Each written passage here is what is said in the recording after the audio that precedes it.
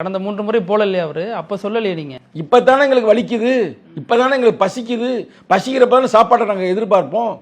இப்பதானே இவ்வளவு சிக்கல் இருக்கு. முதல்ல போகாது கூட நம்ம கொள்கை ரீதியாக நம்ம எதிர்பார்த்தோம். ஏங்க இவ்வளவு பேச்சு பேசுறீங்களா? நான் உங்கள்கிட்ட கேட்குறேன், இவர் எதுக்கு போனாரு? பஞ்சாப் முதல்வர் எந்த எந்த எந்த கட்சி? ஆம் ஆத்மி தானே. போனாரா போலையாங்க?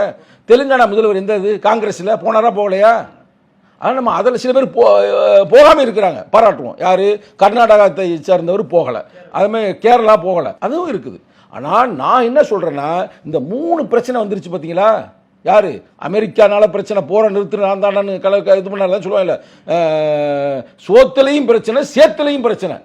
புரியுதா உங்களுக்கு? இது அழகான சொல்லாடல். சோத்துலனா பிஸ்னஸ் யாரோட? அதானி அம்பானியோட. அதாவது சோத்துல கையை வச்சு விட்டாரு.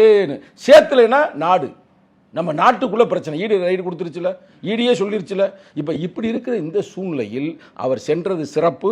இது அவர் கொடுக்குறாங்களா கொடுக்கணும் நம்ம பொறுத்து இருந்து பார்ப்போம். ஆனால் நீங்கள் சில பேர் சில கருத்தை சொல்கிறாங்க, இது வந்து அவங்க பையனுக்கு பிரச்சனை, அங்கே பிரச்சனை, இந்த பிரச்சனை அப்படின்னா வரும்ல வெளியில்.